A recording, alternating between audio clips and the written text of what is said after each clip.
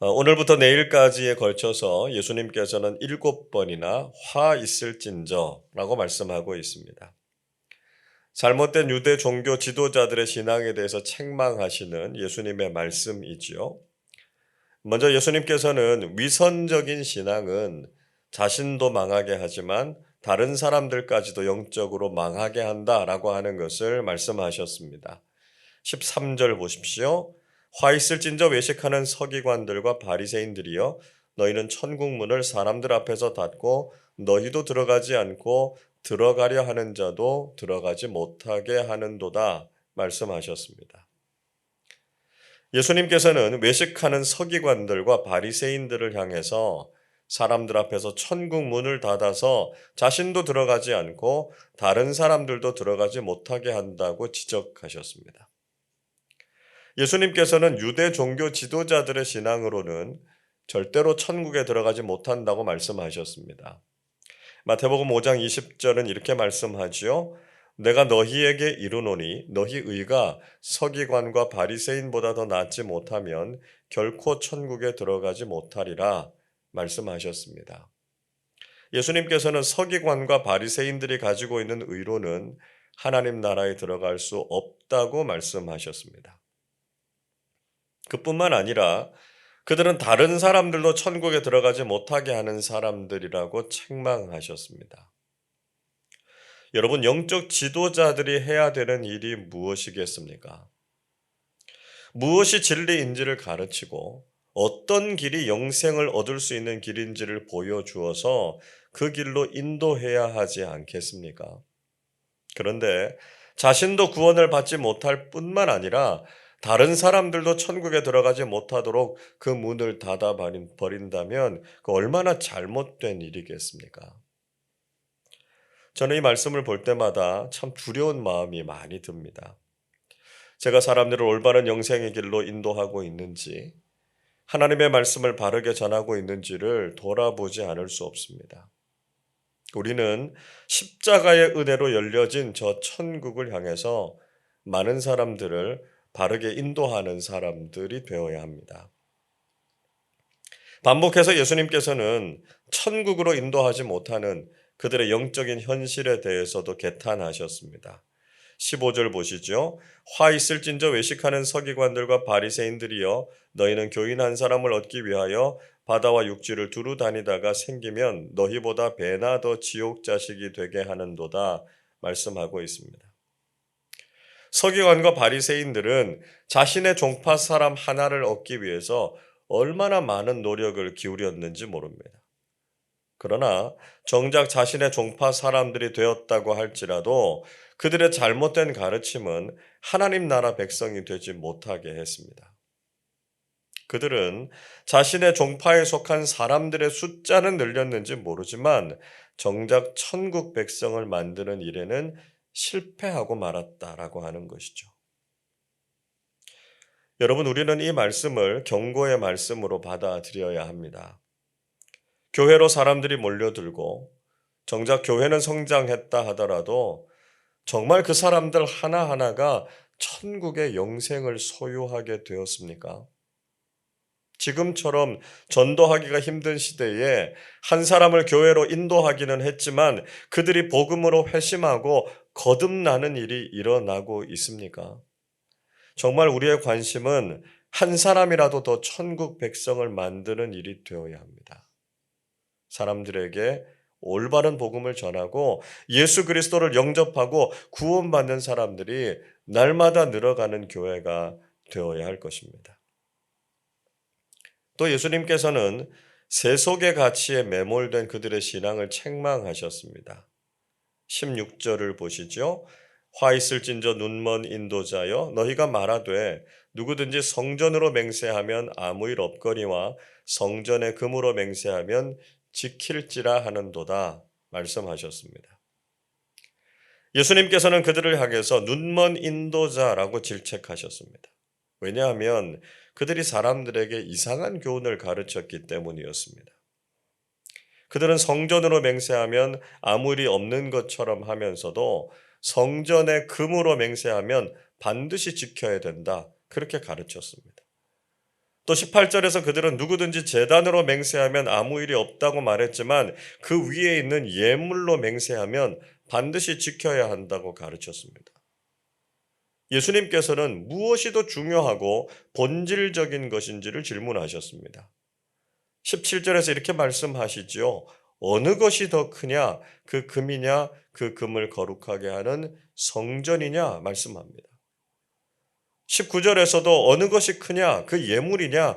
그 예물을 거룩하게 하는 제단이냐? 이렇게 말씀하고 계십니다. 서기관들과 바리새인들은 물질적이고 세속적인 것을 더 크게 생각했습니다. 그래서 성전 그 자체보다는 성전을 싸고 있는 금을, 제단보다는 제단에 올려져 있는 제물에 더 관심을 가졌습니다. 자, 이것은 세속적인 가치가 신앙의 가치를 완전히 삼켜버린 모습을 분명히 보여주신 것이었습니다. 오늘날 우리가 가진 잘못된 신앙의 모습은 물질적이고 눈에 보이는 것을 본질적이고 내면적인 것보다 더 크게 보고 있다는 것입니다. 우리가 하나님께 드리는 영적인 예배와 신앙에 집중하기보다는 보이는 사람과 건물, 그리고 재정적인 것을 더 크게 보고 있지 않느냐라고 하는 것이죠. 우리는 세속의 가치가 우리 신앙의 본질을 삼켜버린 것은 아닌지 지금 우리의 신앙을 점검해 보아야 할 것입니다. 예수님께서는 바른 신앙에 대해서 다시 한번 정리해 주셨습니다. 20절부터 22절까지의 말씀을 우리 한 번 더 같이 읽어보겠습니다. 그러므로 제단으로 맹세하는 자는 제단과 그 위에 있는 모든 것으로 맹세하며 또 성전으로 맹세하는 자는 성전과 그 안에 계신 이로 맹세하며 또 하늘로 맹세하는 자는 하나님의 보좌와 그 위에 앉으신 이로 맹세함이니라. 무슨 말씀하고 계십니까? 제단으로 맹세하는 것은 제단과 그 위에 있는 제물을 두고 맹세하는 것이고 성전으로 맹세하는 것도 성전과 그 안에 계신 이로 맹세하는 것이다 말씀합니다. 또 하늘로 맹세한다라고 하는 것도 하나님의 보좌와 그 위에 앉으신 분으로 맹세하는 것이다라고 하는 것을 말씀하고 있습니다. 우리가 신앙의 형식에 대해서도 무시해서는 안 되지만 무엇보다 신앙의 본질에 더 집중해야 된다는 것입니다. 겉으로 드러난 세속적이고 물질적인 가치에 우선을 두는 것이 아니라 복음과 영생의 가치를 더 소중하게 여기는 사람들이 되어야 합니다. 눈에 보이는 것으로 우리의 신앙을 말하는 것이 아니라 보이지 않는 신앙의 본질이 가장 중요하다라고 하는 것을 꼭 기억하실 수 있기를 바랍니다.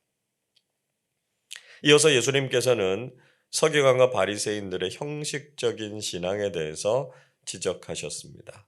23절 보십시오. 화 있을진저 외식하는 서기관들과 바리새인들이여 너희가 박하와 회향과 근체의 11조는 들이되 율법에 더 중한 바 정의와 긍휼과 믿음은 버렸도다. 그러나 이것도 행하고 저것도 버리지 말아야 할지니라 말씀하셨습니다.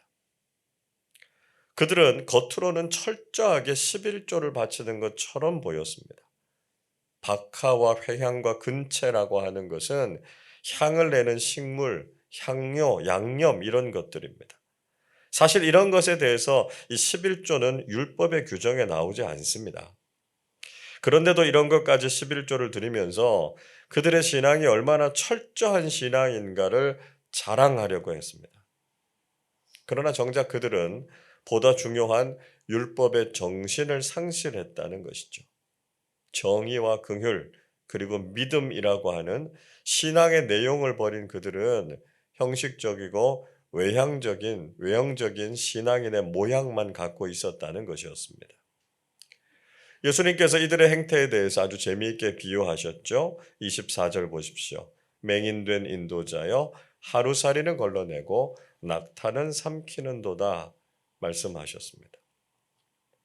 그러니까 그들은 작은 하루살이 하나를 걸러낼 정도로 철저한 신앙생활을 하는 것 같았지만 낙타와 같이 크고 중한 것을 간과했다는 것입니다. 그들의 신앙이 얼마나 잘못되어 있는지를 주님께서는 풍자적으로 꼬집어주고 계시는 것이죠. 자, 그런데 예수님께서는 이것도 행하고 저것도 버리지 말라 이렇게 말씀하셨습니다. 이것은 신앙생활에서 형식과 내용이 모두 중요하다는 말씀입니다. 우리가 흔히 빠지는 신앙의 오류는 형식적인 것에 얽매이기 쉽다는 것이죠. 그래서 외형적인 것에만 신경을 쓰다 보니까 정작 신앙의 핵심적인 내용을 잃어버리기가 쉽다는 것입니다.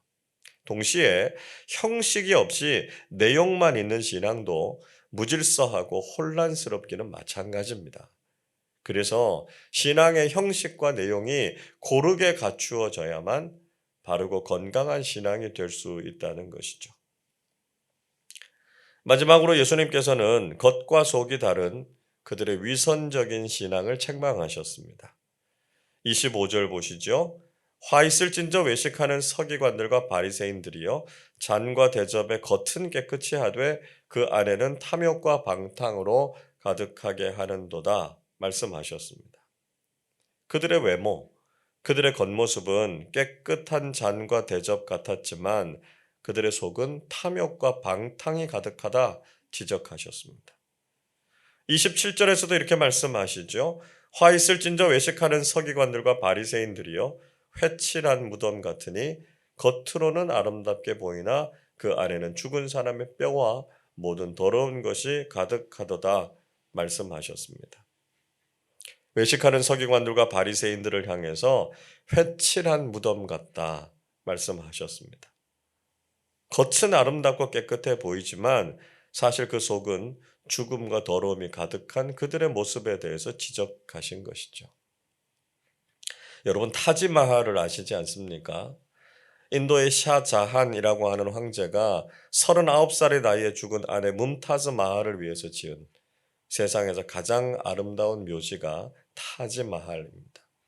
그러나 겉이 아무리 화려하고 아름답다 할지라도 그 본질은 무덤이지요. 죽음일 뿐이라는 것입니다. 예수님께서는 이렇게 위선적이고 외식적인 그들을 향해서 먼저 안을 깨끗하게 할 것을 도전하셨습니다. 26절을 같이 읽어보겠습니다. 눈먼 바리새인이여 너는 먼저 안을 깨끗이 하라. 그리하면 겉도 깨끗하리라. 그들의 내면이 깨끗해질 때 비로소 겉도 깨끗해질 것이다 말씀하고 계십니다. 겉모습을 잘 꾸며도 속이 더러우면 결국 겉모습도 더러워질 수밖에 없습니다. 그러나 내면을 아름답고 거룩하게 가꾸면 우리의 겉모습도 경건하고 성숙한 신앙인의 모습이 될 수 있다는 것이죠. 여러분, 우리도 겉과 속이 동일한 신앙인이 되어야 합니다. 우리의 내면을 하나님 안에서 아름답게 가꾸는 사람들이 되시기를 바랍니다. 무엇이 더 중요한지, 무엇이 더 본질적인 것인지를 놓치지 말아야 합니다. 우리의 신앙도 형식과 내용이 균형을 이룬 아름다운 신앙이 되실 수 있기를 바랍니다. 그래서 우리의 내면을 말씀과 성령으로 아름답게 잘 가꾸고 그를 통해서 정말 성숙하고 아름다운 신앙인으로 살아가실 수 있기를 주님의 이름으로 축원합니다. 기도하겠습니다. 사랑과 긍휼이 풍성하신 하나님 아버지, 오늘 이 새벽에 서기관과 바리사인들을 향해서 책망하시는 말씀을 통해 무엇이 올바른 신앙인지를 깨닫게 해주셔서 감사를 드립니다. 혹시 저희들도 위선적인 신앙, 세속주의적인 신앙에 빠져 있지 않았는지 우리 자신을 돌아보게 해 주옵소서. 신앙의 형식도 중요하지만 신앙의 정신을 잃지 않게 하시고 겉과 속이 다른 위선적인 모습이 아니라 말과 삶이 일치하는 성숙하고 아름다운 신앙인들 다 되게 하여 주옵소서. 그래서 많은 사람들에게 올바른 진리를 전하고 그들을 생명과 구원의 길로 인도하는 귀한 사명 잘 감당하게 해 주옵소서. 오늘도 저희들이 말씀 중심적인 신앙을 가지고 살아가게 하시고 진리의 말씀을 삶으로 실천하는 참된 그리스도인들 되게 하여 주옵소서. 그래서 사랑하는 가족들과 많은 사람들을 예수 그리스도께로 돌아오게 하는 복음의 증인으로 살게 하여 주옵소서. 감사드리며 우리 주님 예수 그리스도의 이름으로 기도하옵나이다. 아멘.